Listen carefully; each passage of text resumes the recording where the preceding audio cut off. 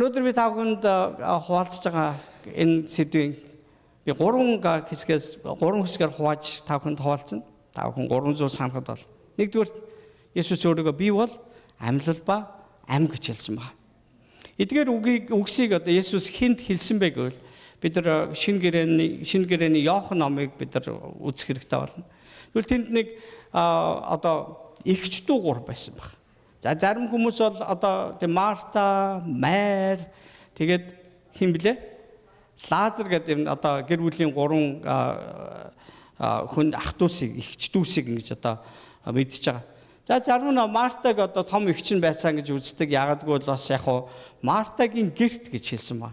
Тэгээ Мартагийн гэртгээ хамаатуулж ярьсан учраас тэр гэрийн эзэн нь Марта юм шиг харагдаж байгаа.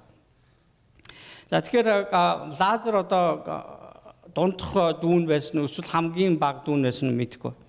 Ямар ч байсан Лазар нас барсан баг.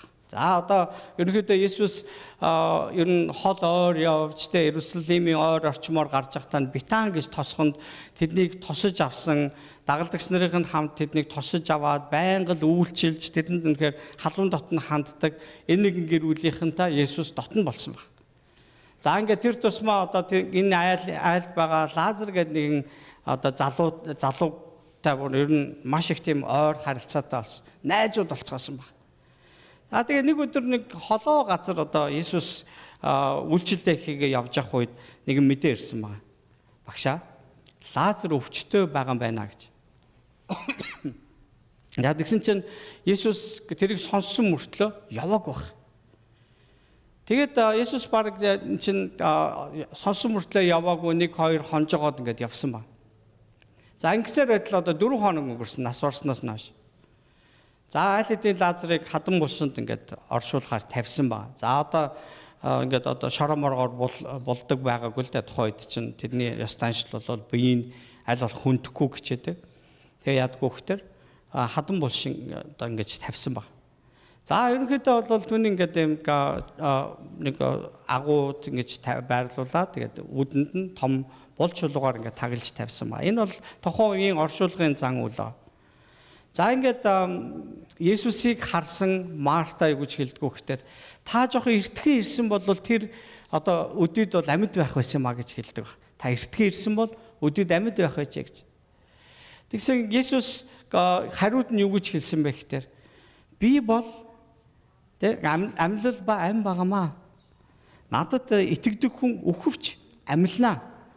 Харин амьд бөгөөд надад итгэгч бүхэн хизээж өөхөхгүй. Үүн чи итгэж гэнэ үү гэж асуусан баг. Есүс хүмүүсийн одоо амьдралыг бол үнэхээр сайн мэднэ. Тэр бидний дунд амьдарч байсан баг.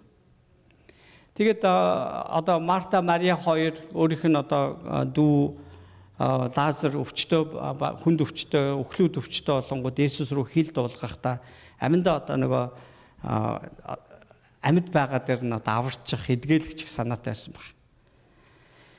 Тэгээд хүмүүс бидний хувьд одоо ингээл хүн нас урцгаар ингээ бүх зүйл дуусчлаа гэдэг тийм угаасаа бүр өөрөө ирэхгүй бидэнд тийм мэдрэмж төрдөг юм л.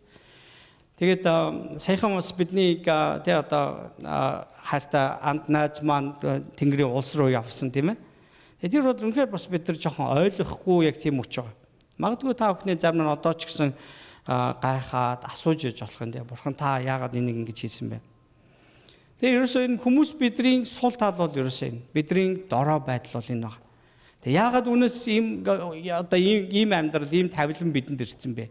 Энэ нь юу гэхээр бид нар нүгэлтэй болсноос олж бидэнд ам амьдралыг өгдөг Бурханаасаа бид нар холдоод явчихсан учраас бидэнд энэ үхэл хагацал нүүрлэх болсоо гэдэг хэлж байгаа. Бүх зүйл одоо энэ Марта, Мария хоёрын хувьд ингээд ерөөсөө дууссан юм шиг санагдчихсан байна.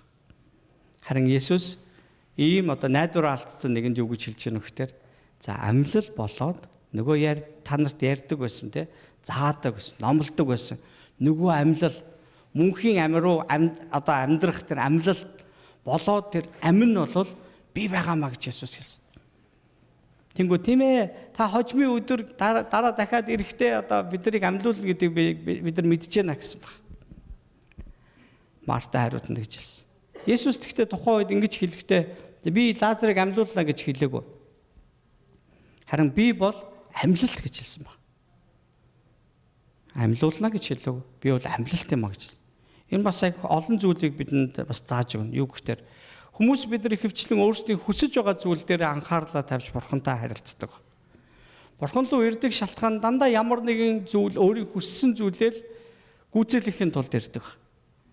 За ингээд одоо бурхан руу ингээд ирлээ. Бурхантай ингээд уулзлаа. Тэнгүүд одоо Марта хэдийгээр Есүс болол одоо бурханаас илгээгдсэн нэгэн гэдэгт итгээд байгаа мөртлөө түүний одоо яг нэг гүн ойлгоогүй нэг хэсэг нь юу гэхээр тэр үнэхээр хинтээ ч юутай зүүрлэшгүй тэр ахуу нөгөө бурхан хിവэрэ. Гэхдээ яг тэр чигээрээ байгаа гэдгийг ерөөс ойлгоогүйсэн баг. Тэгээд тийм ээ таны ярьдаг зүйлд итгэж байгаа. Гэхдээ одоо ах арай жоох эрдэрсэн бол ах маань амьд байх байсан ч гэсэн утгаар хэлсэн. Энэ шиг бид нар бас дандаа бурхан руу ирж залбирлаа өргөхдөө дандаа өөрсдийнхөө бидний хувьд эцсийн ийм нэг хувилбараа бид нар бурханд хэлдэг. Та энийг ингэж өгчвөл амьдрал сайжрах гэдэг байна тий. Та энэ үед л одоо эдгээчвэл одоо цаашаа бараг мөнх амьдрах гэдэг байна гэх. Ингээ ийм байдлаар дандаа бурхантай харилцдаг. Ихэвчлэн өөрсдийн хүсэж байгаа зүйл дээр анхаарлаа тавиад бурханы хүсэл төлөвлөгөө юу болохыг урьдчил болгож ерөөсө боддгоо учраас л ийм байдал гардаг. Тэгээ тийм учраас Есүс Матай 6-гийн 33 дээр ингэж хэлсэн ба.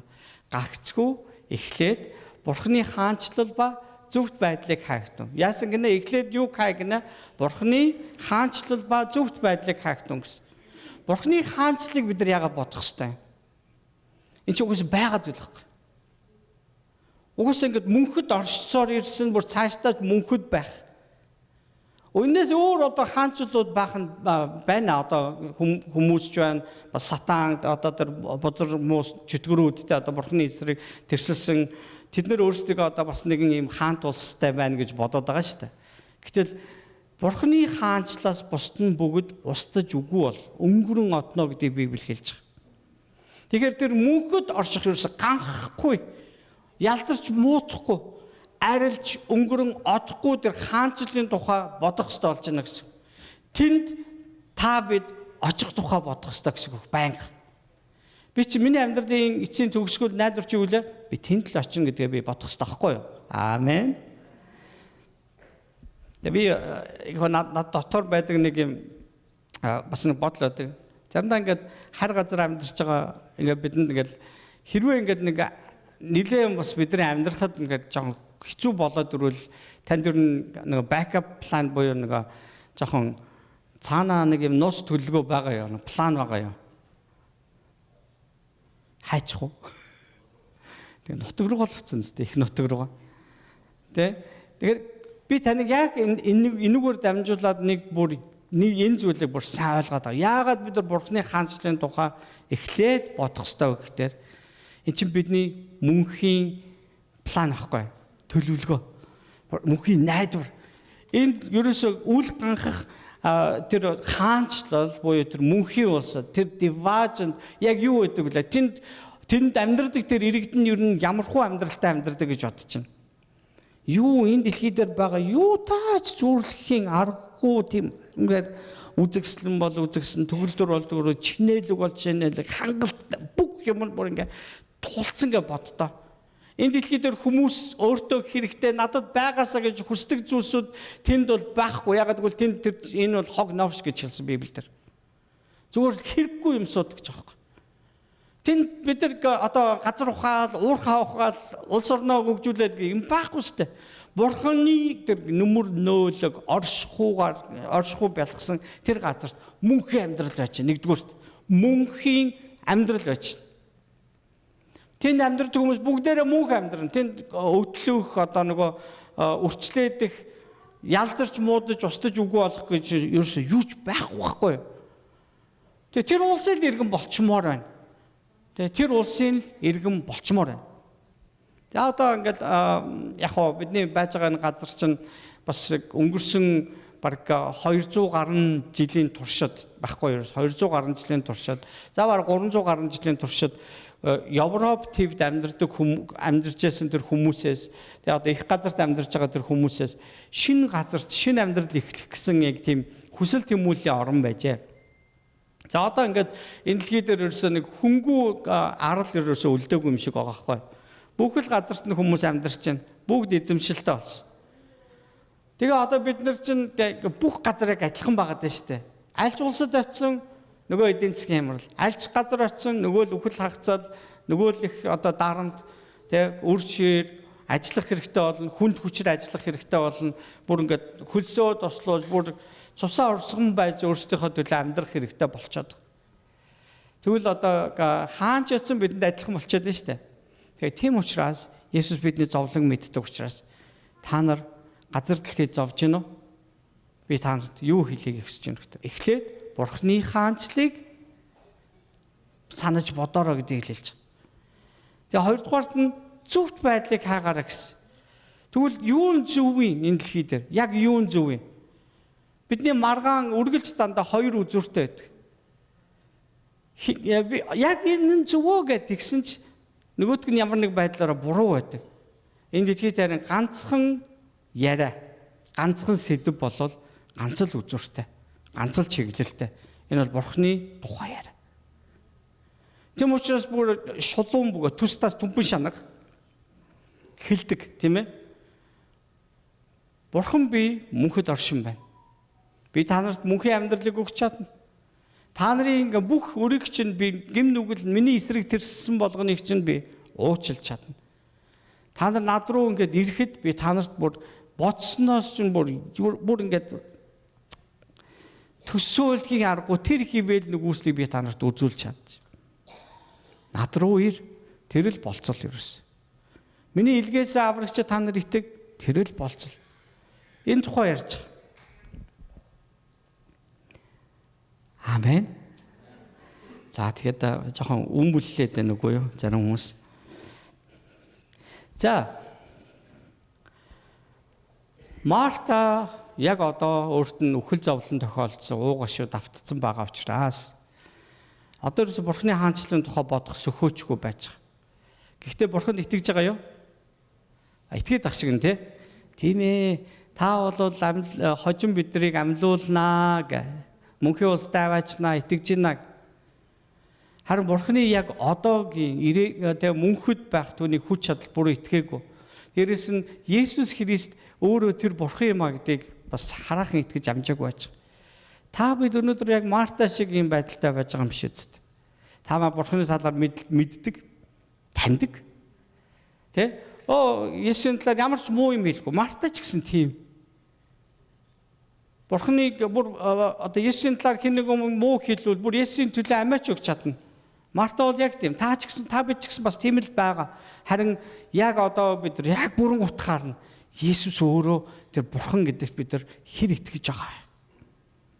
Энийг бид нар яаж мэдэх вэ гэхээр би үнэхээр Бурхны хаанчлал болон зөвхт байдлыг хайж гинөө эхлээд. Амьлалт бол бодтой зүйл. Есүс 3 дахь өдөртөө ам орсон гэдгийг хэлж байгаа. Бурхан түүнийг амьлуулжаа гэж Библиэлд бүр ингээд эхнээс нь дуустал бичсэн. Энэ амьлалт бол бодтой зүйл. Та нар яагаад амин гэхгүй байгааг би ерөөсөй ойлгохгүй байна. Амьлалт энэ Есүсийн амьлсан гэдэг чинь бодтой зүйл ээ гэдээ яриад байна гэсэн үг. За тэгэхээр Есүс энэ өөрөө энэ амьлалтын эзэн байгаа. Цор ганц амьдэрсэн нэгэн чинь Есүс өөрөө байгаа шүү дээ. Энэ дэлхий дээр үхлээс амьлуулагч хүмүүс бас байна. Гэхдээ тэд нар мөнх амьдраагүй байгаа шүү дээ. Өдөртөнөөс хойш.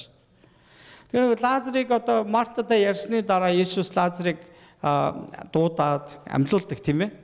Тэгээ Библиэлд нэг хальт гардыг байлаа. Тэгээ түүнийг одоо нөгөө шашны бүлгийн хүмүүс нөгөө Лазарыг дараа нь Есүсийг алдаршуулаад зогсохгүй гэрчлэлээ зогсохгүй болохоор нь очиод алуулчихж байгаа байхгүй. Тэгэхээр Лазар одоо үхлээс амьдрснаас хойш тэгж удаан амьдраагүй байгаа. Тэгээд ер нь бол одоо Бурхан Есүсийн нэрээс болж одоо хавчигдсан баг анхны хүн гэж хэлж болохоор байхгүй. За тэгээд Есүс бол үхлээс амьлуулсан тэр Лазаргийн тухай яриа гарч байгаа. Гэхдээ мөнхөд өнөөр амьдрахаар үхлээс амьдарсан хамгийн ихний тэр нэгэн үр жимс нь бол Есүс Христ юм аа. Надад итгэдэг хүн өөхөвч амьлна гэж хэлсэн. Тэ? Би махад өөхөж болно. Амьдрал гэхдээ тэнд дуусахгүй гэсэн үг. Надад итгэгч бүхэн хизээж өөхөхгүй гэж. Энэ нь мөнхийн амийн амлалтын тухай ярьж байгаа. Есүсийн асуулт бол чи үүнд итгэж байна уу гэж асуусан. Чи үүнд итгэж байна уу гэж асуусан. Есүс түүний амьлалд бол бодит юм. Тэр өөрөө өнөөдөр амьд оршин байгаа учраас бидэнд энэ амлалт өнөөдөр ч гэсэн мөнхийн найдварыг ингэж өгсөөр байгаа. Түүнгүүгээр амьдрал өрөөсөө гэж байхгүй, амьж гэж байхгүй гэдгийг хэлж байгаа гэсэн. Ах дүүсээ. Энэ асуулт бол Мартад өгдөг өнөөдөр ч гэсэн бидэнд тавьж байгаа асуулт. Чи үүнд итгэж байна уу? Хоёрдугаарт нь амьдлалт нь энэ айл эртнээс амлагдсан, зөгнөгчсөн, иш үзүүлэгдсэн зүйл байсан. Тэгээ хуучин гэрээг бид нар унших хэрэгтэй болно. Хуучин гэрээнээс би нэлээд хэдэн ишлэл уншиж өгье таавхан. Дуулал номын 16 дугаар бүлгийн 10 дээр энэ Давид хаан нэг иш үзүүлгийн дуулалыг хэлсэн. Тэгээ тэн дээр яасан гэхээр иш үзүүлэг гэдэг нь одоо зөгнөл гэж яриад байна шүү дээ. Зөгнөл гэж бид нар үзэж байгаа. Учир нь та намааг гэдэг томоор үтсэн байгаа. Учир нь та намааг өхөксдийн оронд орхихгүй. Ариун нэгэндээ үхлийн нүхийг үзүүлэхгүй гэсэн. Бурхан өөрийн ариун нэгнийг өхүүлээд ингээ орхихгүй гэсэн тийм утгатаагаар хэлсэн байна. За энэ үгийг хэлсэн одоо энэ иш үзүүлгийг бичиж үлдээсэн Давид бол аль хэдийн нас урсан байна. Бид нар Библи дээрээс түүхийг уншина. Тэгээ Давид хэрвээ өөрийнхөө тухай ярьсан болвол тэр намайг өхүүлээд орхихгүй. Тэр намайг ингээд одоо өхөсний оронд ингээ орхихгүй маа гэж ингэж хэлээд Давид амьдрах ёстойсэн байгаа байхгүй. Гэтэл Давид нас урсан байна. Өвөг дээдс рүүгээ одлоо гэж Библиэлд байж. Харин Давид бол иш үзүүлэгч байсан маа гэдэг Библиэлд хэлдэг. Тэгэхээр Бурхан түүнгээр дамжуулан хожим хойно өөрийнхөө хийх гэж байгаа зүйлсийг тунхаглуулан үлдээж байсан гэж утгатай. Ингэхдээ тэр Бурханы илгээх аврагчийн тухай ярьсан гэсэн үг. Есүсийг тэр амьлуулах тухай ярьчихжээ. Амен. Энэ иш үзүүлэг Есүсийн амьдлалтаар дамжуулж биелсэн юм аа. Исая 53 дугаар бүлэг бол ер нь тэр чигээр хожим ирэх тэр Бурханы хургийн, тийм ээ, Бурханы хургийн хэрхэн зовлон эдлэх талаар тэг яаж ингэж хавчигдаж, хатгагдаж, бүр ингээд одоо ташуурдуулж ингэж зовлон эдлэх тухай хэлсэн. Үхэх тухай бүр ярьж байгаа. Хүмүүс түүнийг хэрхэн гадуурх тухай ингээд хэлж байгаа. Тэгээ ингэхдээ энэ 53 дугаар бүлгийн 10-аас 11 дээр ямар ишлэл байдг вэ гэхээр гэвч түүнийг нэцэлж зовоох нь эзний таалал байсан юм. Бурхан үүнийг хүсэжсэн гэсэн утгатай. Яагаад тэр амиа тэр ялын дахил болгоос үр жимсээ буюу тийм ээ одоо үхлээс амьлагсдыг тэр хожим нь үзнэ гэсэн утгаар хэлж байгаа шүү зэ. Үрээ тэрээр үзнэ гэсэн. Өдрүүдээ уртсган эзний таалал гартан цэцэглэх болно. За одоо амьдлалтын тухай. Зовлонгоос тэр гэрэл буюу одоо англи библиэлд light of life гэж хэлсэн байна. Тэг амийн гэрлийг харна гэж хэлсэн байна. Мэдлэгээрээ тэр хангалуун болно гэдэг нь тэр үнэхээр бусдад танигдана гэсэн. Зөвхт нэгэн миний зарц ингэ томоор бичээд байгааз олныг зөвтгөх нь хилэнцгийг нь үүрнэ гэж хэлсэн байна. Түүний зовлон эдлэх тухай ярьсан, түүнийг хатгагдан өөхөх тухай ярьж байгаа, түүнийг үхлээс амьдрах тухай нөгөө light of life буюу одоо амийн гэрлийг тэр харна гэдэг. Загалмаа үхэл бол түүний хувьд төгсгөл байгаагүй юм аа. Түүнийг дагаж байсан тэр дагалдагчдын хувьд, түүний одоо амлсан тэр мөнхийн амьдралд итгэж явж байсан хүмүүсийн хувьд загалмаа дээр түүний одоо амьд тавьж байгаа нь төгсгөл байгаагүй юм а гэдэг үнээр хэлэхтэй таатай байна. Амен. Хосе гэдэг ном ба. Хосе. 6-гийн 2 дээр юу гэсэн гэхээр биднийг 2 хоногийн дараа тэр амьлуулна. Бидний 3 дахь өдөрт тэр босгох болно. Тэгснээр бид өмнө нь амьдрах болно гэсэн. Энэ яг юу гэсэн утгатай үг хэлж байгаа юм бол 3 дахь өдөртөө тэр амьлуулагдсан тухай ярьж байгаа. Харин энэ айгүй сонирхолтой гэсэн үг байхгүй. Хэрвээ бид нар Матай номын 25-аас 28 дугаар бүлгийг ингээд уншиж байхад ялангуяа сүүлийн тэр 26 7 дугаар бүлгүүд дээр ингээд Есүсийн зовлон эдэлсэн тухай ингээд явж байгаад тэгээд Есүс загалмаа дээр ингээд ам тавих үед эрт дээр үед амьдарч байсан тэ одоо итгэлийн хүмүүс өөрсдийн буснаас ингээ амьдран гарч ирсэн тухай ярьж байгаа байхгүй юу? Тийм хэсэг уншсан уу? Таад их хурдан уншдаг байна л та тий. За. Дахиад уншаад үзэр Матай номон дээр гарч байгаа. Айгуу сонирхолтой байсан. Зүгээр яг хүмүүсийг төөрөлдүүлэхгүй тул энийг хүмүүс гаргаж ирээл ингээд судлаад боо юм болгодгүй байхгүй. Гэхдээ энэ бурхны хувьд боломжтой юм.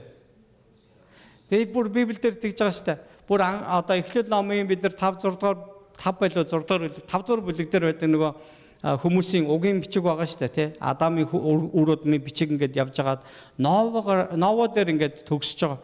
Тэр бүх нэрнүүдийг нь одоо утгаар нь орчуулах юм бол тийм ээ хүмүүс өөрсдийн нүглээс болоод өөрсөндөө зовлон авчирдаг боловч бурхны тэр ариун нэгэн ээрж тэр үхлээрээ бусдыг босгох болно гэсэн тэр утгатай нэр гардаг.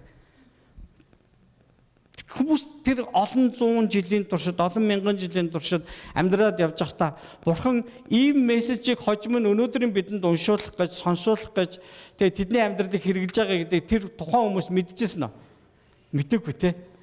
Есүсийг дагаа явж байсан нөгөө 12 дагалдагч нар хожим нь бас биднэрт итгэлийн маш их тийм том сургамжуудыг өгсөн тэр Есүсийн ажлуудын нэг үйлчлэлүүдийн нэг болно гэдгээ мэдээгүй явсан. Өнөөдөр та бид ч гэсэн бас тэ бурхны хийж байгаа явуулж байгаа тэр ажлынхын нэг хэсэг болж байгаа гэдгийг бид нар одоо бас мэдээгүй л байна. Бурхан бүх юмыг төгс хийдгийн баталгаа бол та өөрөө энэ ч сууч. Харин та бурхны нүдэнд бол үнэхээр цор ганцхан хөв байхгүй. Өөр юугаар солимооргүй тийм нэг цуглуулга байдаг да танд тийм ээ. Би энийг өгөхгүй ерөөсөө яаж ч гуйсан өгөхгүй отгаах ирээд үүдэнд ингээ шалаад майхнаа засаад хонсож би өгөхгүй гэдэг тийм зүйл бай шиг та яг бурхны хувьд тийм гэсэн утгатай байхгүй. Бурхан таныг ингэж хайрладаг учраас тэр цорын ганц хүүгээ хүртэл өгж байгаа. Бурханы хайртай хүү өөрийн амийг сайн дураараа бидний төлөө өгж, бидний нүгэл цагаад гэдэг уучлагдаж, аврагдахын төлөө өгсөн гэж. Тэгэхээр энд одоо Хосе гэж хүн Есүс амьлах тухай ярьж байгаа. Бурханы илгээх тэр нэгэн 3 дахь өдөртөө амьлах тухай ярьж байгаа. Бас түүнээс болж бид бас амьлуулагдана гэдгийг ярьж байгаа. Бид түүний өмнө зогсноо гэдгийг ярьж байгаа.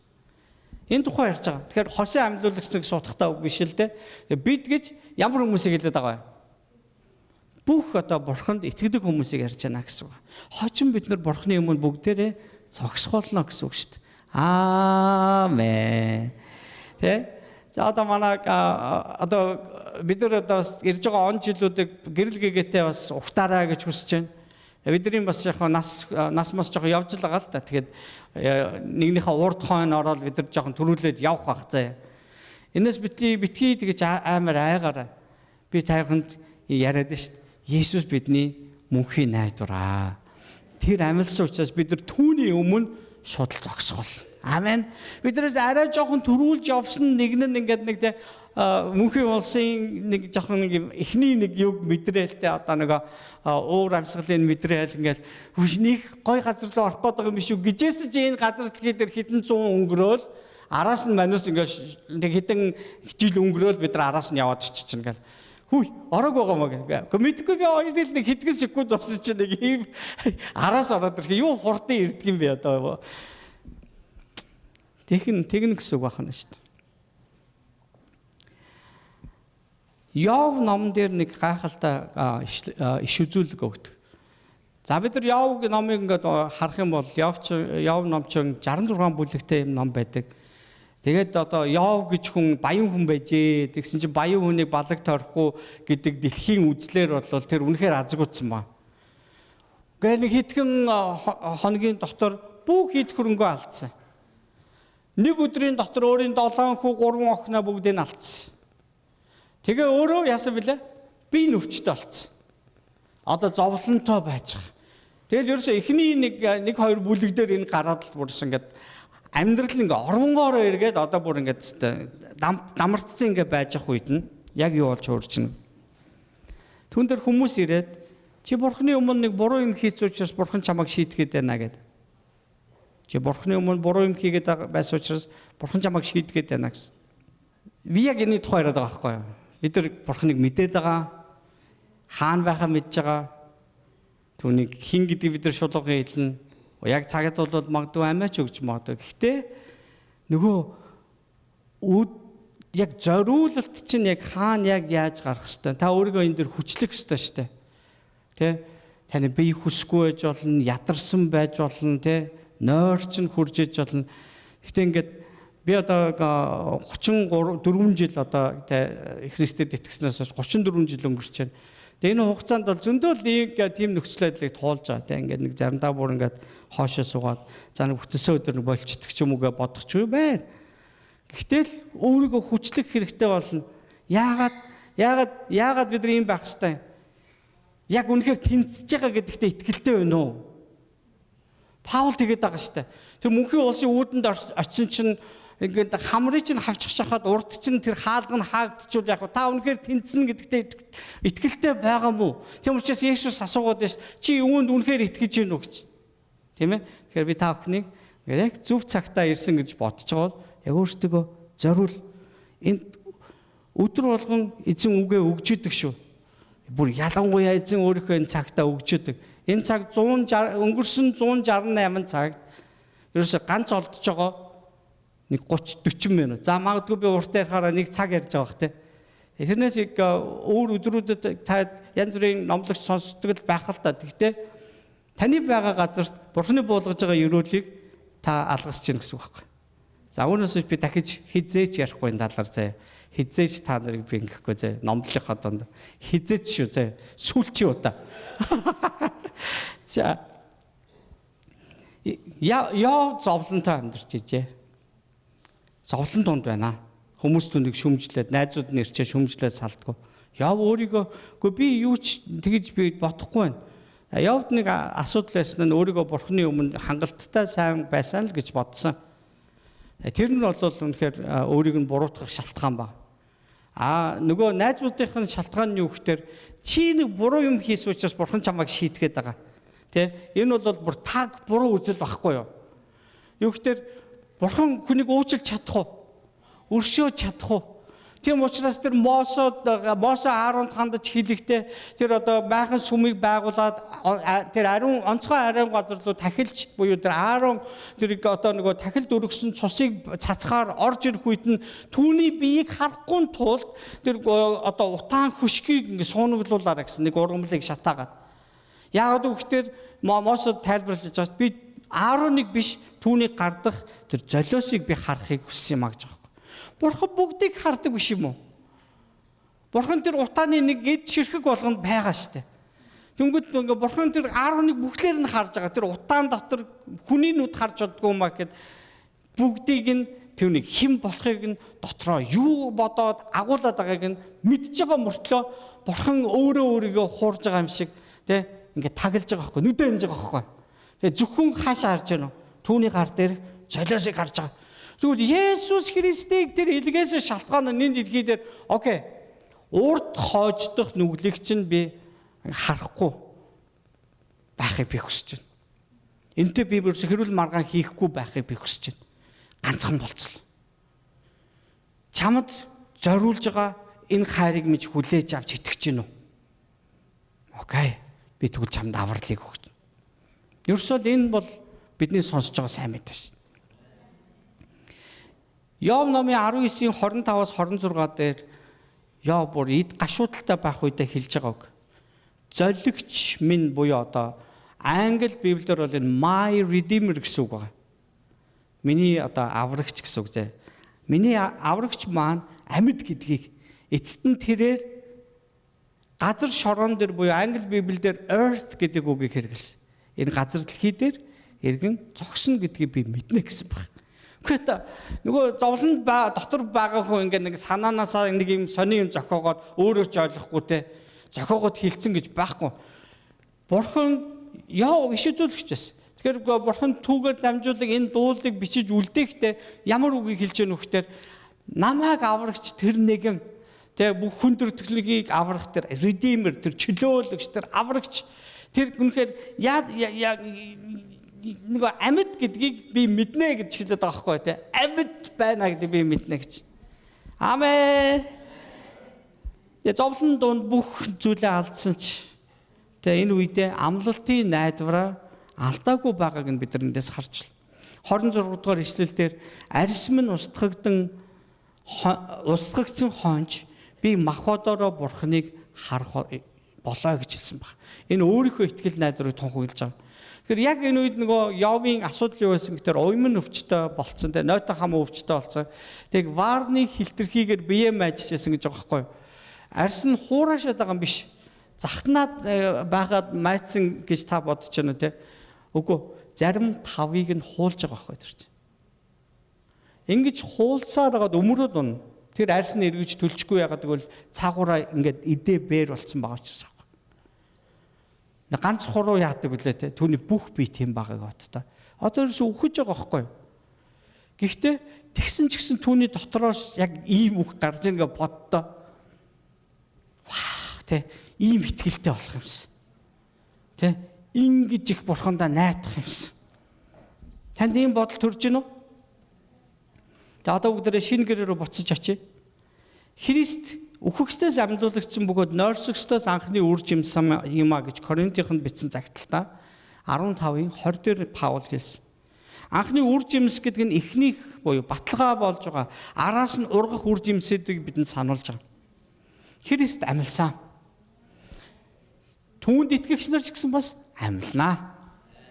Амьдлалтын түүх бол зөвхөн ганц Есүсийн тухай түүх биш юм аа. Бидний мөнхийн ирээдүйн түүх гэдгийг хэлхийг хүсэж байгаа. Амьдлалтын утга учир амьдлалт өнөөдөр бидэнд юу өгдөг вэ? 3 зүйлийг хэлж чадна. Айдсыг ялалт болгож хувиргаж байгаа. Үхэл бол хүний хамгийн том айдас. Гэвч Христ үхлээс амьснаар үхэл үрд ялагдсан. Хоёрдугаарт мөнх найдварыг бидэнд өгч байгаа. Бид өвдөх үедээ, алдах үедээ, гашуудах үедээ бид нар үнэхээр найдварыг хайдаг. Ямар нэгэн найдвар үлдсэн болов тэгвэл түүнд итгэгч бидэнд энэ амьлалт юу гэж хэлж байгаа нүгэл энэ нь төгсгөл биш ээ гэдгийг хэлж байгаа. Гуравдугаарт нь шинэ амьдрал эхэлж байна. Есүс Христэд итгэдэг хүн ирээдүйн цагт биш. Өнөөдөр энэ дэлхийд амьдарч байхдаа ч бид нар шинэ амьдралаар амьдраад эхэлсэн байгаа дээ санах ёстой гэсэн. Би та бүхэнд өнөөдөр 3 үндсэн зүйл ярьсан. Нэгдүгээрт Есүсийн талаар Есүс өөрөө юу гэсэн? Би бол амьлалт ба ам байгаа юм. Надад итгэдэг нэг нь үхэхгүй. Тэ? Надад миний дотор байдаг би дахиад зөв уншиж байгаа. Амьд бөгөөд надад итгэгч бүхэн хизээж үхэхгүй. Надад итгэдэг хүн үхвч амьлах болноо. Үүнд итгэж байна уу гэж Есүс асуусан. Тэгээ Бурхны хаанчлалын тухай бүгдээр ярьсан тийм ээ. Яагаад? Хоёрдугаарт нь амьлалтын тухай хуучин гэрээнд энэ бол иш үзүүлэг байсан. Иш үзүүлэг Есүсийн амьлалтаар дамжуулж биелж байгаа гэдгийн нэг жоохон нэг хэсгийг л авч байгаа шүү дээ. Есүс бараг 2300 орчим тийм одоо иш үзүүлгийг биелүүлсэн гэж ярьж байгаа. Тэг чин ерөөсөө Библи чин тэр чигээрээ ерөөсөө 1000 гаруйхан бүлэгтэй л байгаа шүү дээ. 1000 гаруйхан бүлэг байгаа шүү дээ. Тэг чин тэр бүлэг болгон дээр Есүсийг ирнэ тэр ингэж зовон тэр үхлээс амьдрах болно. Тэр хүмүүст ингэж итгэл найдвар өгөх болно гэдгийг л бүр доор хаяж 2 удаа дурдгдсан байдаг гэдэг ингэж хэлээд байна гэсэн үг. Халелуя.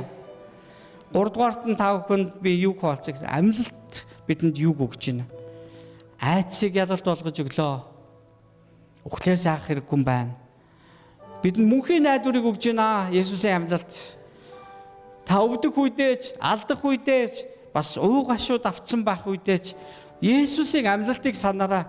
Түүнийг тэр та биднийг амьлуулах гэдгийг бас санаарай гэж хүсэж байна. Энэ бол төгсгөл биш гэдгийг тийм ээ. Энэ бол төгсгөл биш гэдгийг санаарай. 3 дугаарт нь амьлалт бидэнд юуг сануулж байна? Шинэ амьдралын эхлэлийг сануулж байна. Бид нар чи шинэ амьдралаар амьдарч байгаа шүү дээ. Шинээр амьдраарэ. Паул дандаа хэлж байгаа тийм. Бид нар хуучин хүнээ тайлж шинэ хүнийг өмссөн. Энэ тэр өмсөж байгаа тэр шинэ хүн нь Христ юм шүү гэдгийг хэлж байгаа. Бид нар одоо хувцс өмссөн бай гэж бод. За одоо ковид үеэр бид нар маск зүүсэн л дээ. Тэгээ нэг тэр маск бас яг шүүснөө шүүгээгүй юу те. Бурхны нэгүслэр л амьд гарсан л та тийм ээ. Тэр одоо маск зүгээд ч л одоо өвчин тусаал яваад байсан тийм ээ. Үүндээ бид нар өөрсдөө аягүй хуурдаг. Харин энд биднийг хуураагүй нэг маш чухал зүйл. Энд Бурхан мөнхийн найдварыг өгжээ. Бидний өмссөн тэр Христ бол өнөөдөр амьд оршин байгаа нэгэн бахна шүү дээ. Тэгээ Кэтрин Кулман гэж хүний оршуулган дээр сайхан нэгэнтэй алдартай нөгөө хүнийг нэрийг мартчих. Бэни доктор байна гэдэг. Тэр хүн ингээд нөгөө охинтойгоо ч юм уу очиод ингээд оршуулган дээр нь хүндэтгэл үзүүлээ зогсож байгаа яасан байгаа байхгүй. Тийм зураг би сайхан харсан. Тэгсэн чинь тэр Кэтрин Кулман гэдэг одоо өнгөрсөн 100-ны ихээр одоо эхний хагаст амьдарч байсан одоо бурхны сайн мэдээний генералуудын нэг гэж нэрлэгддэг байхгүй. Тэгээд тухайн үед ингээд бүр ингээд хүмүүсийг бүр хэдэн 10,000 бүр ингээд нөгөө сайн мэдээ хүргэсэн тэр хүмүүс нь бүр хэдэн саяар тоологддог гэж байгаа байхгүй. Тэгээд маш олон мянган хүмүүсийг Есүсийн нэрээр бас эдгээсэн. Бурхан тэр хүмүүс ингээд нэг юм сонгоод яг тэр цаг үед ингэж онцгоогоор хэрэгэлсэн байхгүй. За энэ хүмүүс үнэхээр мундаг байжээ гэж би ярихгаагүй. Харин Бурханы би сонголтын тухай ярьж байгаа. Тэгээ би одоо тэр Кэтрин Кулман одоо амар алдартай болсон тэр үедээ өөртөө нь яг адилхан нэг үед ингээд номлож байсан тэр хүмүүсийг бол хамгийн царай муутай хүн байсан заяа. Тэгээд гэрлэлт нь айгу бүтлгөө. Яа нэг нөхөр нь нас орсон. Тэгээ авдалгүй нэг удахгүй нэг хүнтэй суудсан чинь хүмүүс ингээд шүүмжилсэн баг. Энэ ерөөсө бурханд үйлчлэгч хүн байж ингээд өөрийгөө бурханд өгөхгүй дахин гэрлээд ингээд биеийнхаа юу хөөлөг. Тэгээд одоо олон нийтийн дунд ч гэсэн ингээд бас жоохон нэр хүнд муутай юм хүмүүс нэг хэсэг авсан баг. Харин хүмүүс удалгүй түүний үйлчлэлийг бурханд өөрийгөө зориулж байгааг нь хараад үнэхээр түүнийг маш их хүндэлж гэлсэн. Газарт маш их алдартай болсон баг. Я харахад ингээд нэг юм турхаа нэг юм жоохон царай муутай нэг цагаан эмхтэй зэ Америк. Тэгээд ингээд номлож явахдаа ингээд нэг жоохон маяглаад байгаа юм шиг ингээд ярина. Тэгээд хамгийн гол нь аюу тийм нөгөө нэг номлол дээр бүр ингээд нөгөө ч яг нэг ТV нэг евангелист гэдэг чтэй тийм хүн болохоор ч юм уу нэг жоохон драма үзүүлдэг. Тэгсэн чинь нөгөө ч бүр гараа ингэцээстэй. Өнөөдөр амьд оршин өнөөдөр та нарын харж байгаа энэ Кэтрин Кулман 2000 жилийн тэртет үхсээ. Одоо амьд байгаа нь 2000 жилийн тэртет Кэтрин Кулманыг авраад бас үхлээс амьдэрсэн тэр Есүс Христ байгаамаа гэж ингэж хэлсэн. Би та нарыг намайг дагаад хэлээрэй гэж. Та нар одоо намайг дагаж хэлээ шүү заяа. Өнөөдөр энд сууж байгаа тэгээ өөрийнхөө нэрийг хэлэн заяа. За өнөөдөр энд сууж байгаа майн гэрэл 2000 жилийн тэртет Есүс Христтэй хамт загламаа цовдлогдсон нас урсан. Одоо амьд байгаа би Есүс Христээр шин болгогдсон нэгэн байгаа. Амьд байгаа Есүс өнөөдөр энд амьд оршин байна. Амен. Би таныг үнэхээр ирж байгаа энэ өдрүүдэд одоо өнгөрсөн жилүүдх шиг бид амьдраараа гэж үнэхээр уриалж байна. Өнгөрсөн жилүүд магадгүй ингээд олсон, барьсан янз бүрийн ингээд амжилтууд харагдчихэж болно.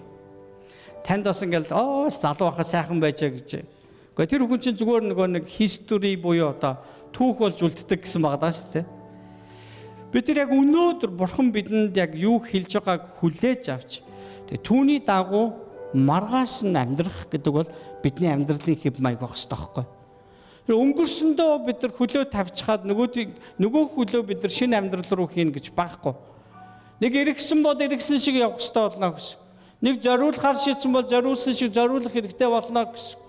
Бид нар бурханыхаа амьлалтыг тунхаглахсад болсон учраас би та бүхнийг уриалж байна. Дахин амьдарсан Есүсийг бүгдээрээ хамтдаа тунхаглацгаая гэж уриалж байна. Амен.